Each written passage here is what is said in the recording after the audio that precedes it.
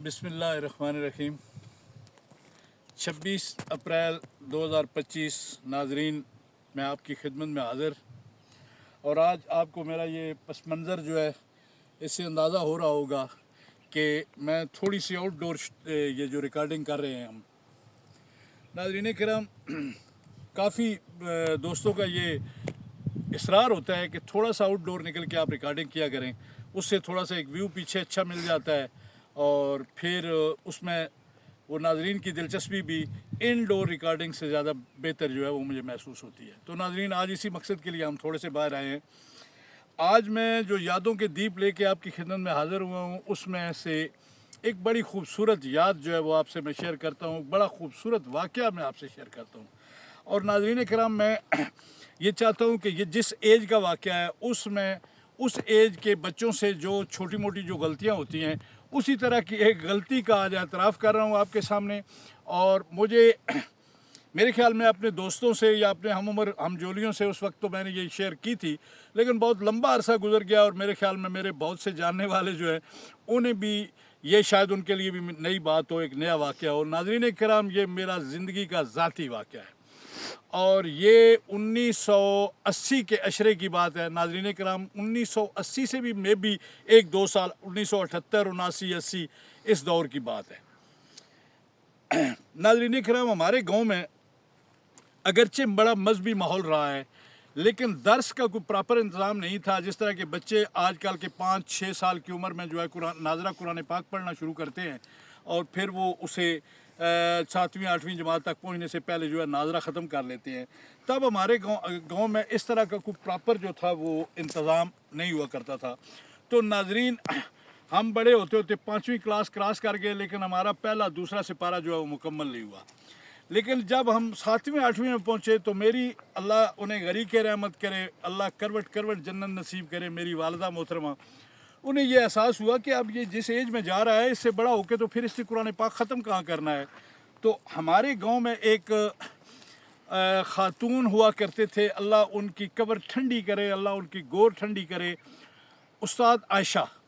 उन्हें हमारी जो पंजाबी जो लहजा है उसमें उस्ताद आशा भी कहते थे। वो जो थे वो नाजरा कुरान पाक बच्चों को पढ़ाते थे और इंतहाई नेक सीरत खातून थे। वो बुज़ुर्ग थे, उस वक्त भी उनकी उम्र शायद जो है 70 के करीब होगी, 70 साल के करीब।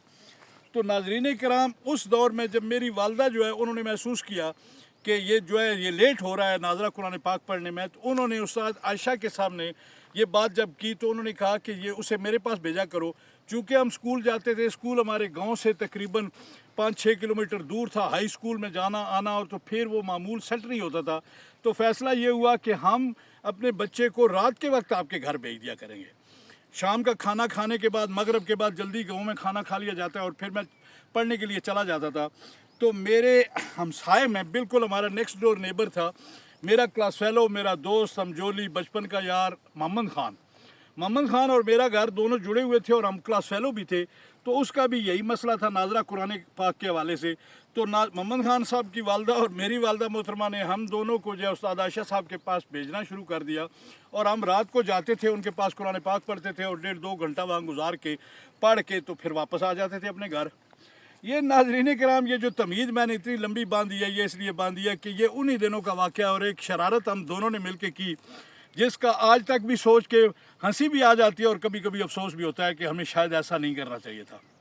नाजरीन कराम, जिस तरह के मैंने आपके सामने ये बयान किया है कि हमारे गांव का माहौल मजहबी था, उस दौर में हमारे जो इमाम मस्जिद हुआ करते थे, अल्लाह ताला उनकी गोर ठंडी करे, अल्लाह ताला उनको करवट करवट जन्नत नसीब करे, वो थे जनाब काजी मोहम्मद नवाज साहब। और बड़े ही खूबसूरत इंसान थे और इतने खुशहाल थे कि उनकी जब वो जुम्मे के दिन खुतबे के लिए मस्जिद में मेंबर पे बैठ के पहले तकरीर किया करते थे, तो उस दौरान मियाँ मोहम्मद साहब के बड़े खूबसूरत अशार पढ़ा करते थे और उनकी आवाज़ में इतना दर्द था, इतना सोच था कि लोग झूम झूम जाते थे। और जनाब उस्ताद मोहतरम जब वो अज़ान दिया करते थे तो लोग बिल्कुल मुतवज्जो होकर उनकी अज़ान सुना करते थे। ये वाक़यात चूँकि मेरे बाजू के मैं बता रहा हूँ, लेकिन इसके साथ एक जुड़ी हुई बात मैं आपको बताता हूँ कि वो हमारी मस्जिद में بلا تنخواہ جو تھے وہ خطابت کے فرائض سر انجام دیا کرتے تھے. ان کی کوئی ماہانہ تنخواہ نہیں تھی. ہمارے گاؤں نے اس دور میں ہمارے گاؤں کے لوگوں نے ایک سسٹم بنایا ہوا تھا کہ ٹھیک ہے جی سالانہ جو فصلانہ ہوتا ہے اس میں سے کچھ قاضی صاحب کو دے دیا جاتا تھا, تو وہ اسی پہ کانے تھے اور بڑے ہی قناعت پسند انسان تھے. اللہ تعالیٰ ان کو غریق رحمت کرے. آج کل بندہ سوچے کہ بغیر تنخواہ کے کون بندہ ڈیوٹی دیتا ہے, یہ ان کا کمال تھا. اس دور میں ایک اور بھی ہمارے گاؤں کی روایت تھی اور میرے خیال میں مختلف گاؤں میں بھی ہوتی تھی کہ رات کو جو ہمارے امام مسجد صاحب ہیں ان کے لیے ہر گھر سے وہ باقاعدہ ایک سلسلہ ہوتا تھا جس کا نام ہم نے درود رکھا ہوا تھا. تو قاضی صاحب کے گھر سے ایک بندہ آتا تھا جو گاؤں کے مختلف گھروں سے جو مسجد کے ساتھ منسلک تھے, تو وہ درود ان کے گھر جاتا تھا جس میں روٹی کی شکل کی روٹی بھی ہوتی تھی اور بعض اوقات اس کے ساتھ کوئی پکی کوئی اچھی چیز ہے تو وہ قاضی صاحب کے احترام کے طور پر لوگ بھیج دیا کرتے تھے. اس دور کے سادہ لوگوں کی یہ عقیدت تھی. تو جس طرح ہم شام کو جاتے تھے دونوں پڑھنے, میں اور محمد خان استاد عائشہ جی کے پاس جو ہے قرآن پاک, تو اسی طرح قاضی محمد نواز صاحب کے جو بچے تھے وہ بھی ہمارے ہم عمر تھے اور وہ عموماً ان کی ڈیوٹی لگ جاتی تھی کہ درود جو ہے وہ لے کے آ جائیں. تو ناظرین کرام انہی دنوں ایک شرارت ہم نے یہ کی کہ ہمارے گاؤں کی ایک خاتون ہوا کرتی تھی, اللہ اسے بھی جنت دے, وہ بھی آج ہمارے درمیان نہیں ہے, ہماری بہن تھی اور وہ بڑا عزت کرتی تھی میری اسپیشلی. تو اس کے گاؤں کے جو گھر ہوتے ہیں ان کا ایک پرنالے لگے ہوئے ہوتے ہیں گلی کی طرف جن سے پانی ان کے مکانوں کا جو ہے وہ گلی میں آتا ہے. تو ناظرین ہم شرارت یہ کرتے تھے کہ ہم جا کے, وہ تھوڑی غسیلی تھی اور وہ شور شرابہ بھی کرتی تھی, تو اس کے پرنالے کو ہم نے ڈنڈا جب سوٹی مار کے اکھاڑ دینا اور صبح اس نے جناب قاضی صاحب کے وہ بچے جو درود کے لیے جاتے تھے انہیں گالیاں دینا اور وہ جھگڑا وگڑا ہونا, تو ہم اسے انجوائے کرتے تھے. ایک یہ واقعہ, اور ایک جو اصل واقعہ سنانے کے لیے میں نے آج یہ ویلاگ کر رہا ہوں آپ کے سامنے. ناظرین کرام ہم جب گھر سے چلتے تھے, میں اور محمد خان, اور ہمارے گھر سے تقریباً 200-300 میٹر آگے جس چودھری غلام شبیر کا میں نے ذکر کیا تھا, ایک دفعہ ان کی گیراج گر گیا تھا اور ایک واقعہ ہوا تھا جس میں ایک کار جو تھی وہ ڈیمیج ہو گئی تھی, انہی چودھری غلام شبیر کا گھر تھا. اور چودھری غلام شبیر کے دادا مرحوم بابا جی نیاز علی اللہ انہیں جنت دے, وہ اس دور میں زندہ تھے. اور غلام شبیر نے ایک چھوٹا سا کتا رکھا ہوا کرتا تھا, وہ وائٹ کلر کا سفید بڑا خوبصورت کتا تھا, اور وہ بڑا شرارتی اس طرح تھا کہ وہ جو زائد لوگ رات کو جاتے تھے یا ہم لوگ جاتے تھے تو وہاں ان کے گھر کے پاس جا کے ہم اپنے پاؤں اس طرح زمین پہ ڈگ ڈگ مارتے تھے تو وہ اندر سے دوڑتا ہوا آتا تھا اور ہمارے پاؤں میں آ کے وہ جو ہے بھو بھو کرتا ہوا ہمیں کاٹنے کے لیے آتا تھا. یہ ایک شغل بنا ہوا تھا. تو ایک دن محمد خان نے جناب یہ کیا فیصلہ, اور میں نے بھی, کہ آج اس طرح کرتے ہیں, آج اس کتے کو ہم ماریں گے, جب یہ ہمیں بھونکے گا تو پھر ہم بھاگ جائیں گے اور یہ ذمہ پڑ جائے گا کہ وہ انہوں نے زائد لوگوں نے یہ شرارت کی ہے. تو ناظرین کرام اسی طرح مجھے یاد ہے کہ میں ان کے دروازے کے پاس جا کے جب میں نے زمین پہ دھپ دھپ دھپ زور زور سے پاؤں مارے تو اندر سے گولی کی طرح کتا بھونکتا ہوا آیا مجھے کاٹنے کے لیے. تو محمد خان نے ڈنڈا پکڑا ہوا تھا ہاتھ میں, اس نے ایسے کر کے رکھا ہوا تھا, جو ہی میں تو آگے تھا دروازے کی اگلی طرف اور وہ پچھلی طرف کھڑا تھا, کتا آیا اور کتے نے اس آواز کی سمجھ میں جانا تھا تو میں پاؤں مار کے آگے بھاگا تو اس نے زور سے ڈنڈا کتے کو مارا. اور ناظرین کرام کتا چھوٹا سا تھا, ڈنڈا زور سے لگا اور وہ اس طرح گھومنا شروع ہو گیا اور اس نے جو ہے کتے نے چیخنا شروع کر دیا. یہ آواز جب ان کے مالکوں کو گئی, غلام شبیر بھی اور اس کے بابا جی بھی اور ان کے گھر والے سارے وہ شور کرتے ہوئے اندر سے گھر کے اندر, وہ کون ہے اپنے گھر, تو ہمارے کتے کو کیوں مارا ہے.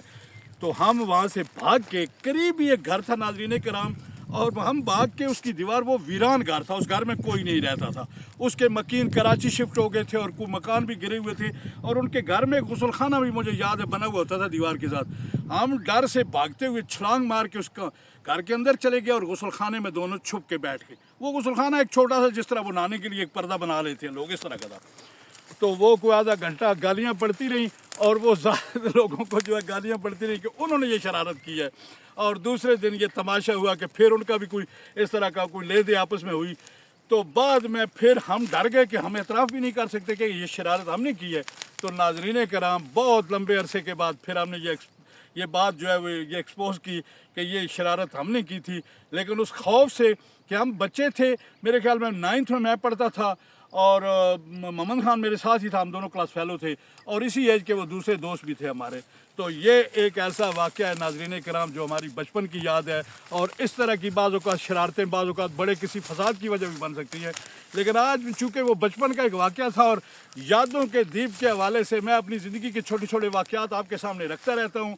یہ اس بچوں کی اس ایج کی معصومیت کی ایک ایسی شرارت ہے جو میرے خیال میں آج کے بچے اگر مجھے سن رہے ہیں تو اس طرح کی حرکت ہمیں نہیں کرنی چاہیے, ان بچوں کو نہیں کرنی چاہیے. ناظرین کرام, یہ تھا آج کا ولاگ, آؤٹ ڈور شوٹنگ, اور میں جہاں آپ کے سامنے ساری شوٹنگ کا لفظ میرے منہ سے نکل جاتا ہے, آؤٹ ڈور ریکارڈنگ ہم کر رہے ہیں. یہ جو سامنے آپ کو ساری گرینری نظر آ رہی ہے, میں چاہوں گا میرا کیمرہ مین اس گرینری کو دکھائے, اور پھر یہ سارے سامنے جو لش گرین کھیت ہیں. ناظرین کرام, یہ ہم اپنے ہی رقبے میں کھڑے ہیں. یہ جس زمین میں کھڑا ہوں یہ میرے کزن ہیں, تائزاد بھائی ہیں, یہ ان کی ہے, اور ساتھ جدھر وہ گاڑی کھڑی ہے یہ ہماری زمینیں ہیں, اور ادھر یہ جو چکوال کی چھوٹی چھوٹی ہمارے رقبے ہیں اس پر یہ ہم آج آئے ہوئے ہیں, اور آپ کو تھوڑا سا آؤٹ ڈور یہ ریکارڈنگ بھی دکھا رہا ہوں. ناظرین کرام, آج کا ولاگ انہی الفاظ کے ساتھ ختم کرتے ہیں. چلتے چلتے میرے ساتھ, پاکستان زندہ باد.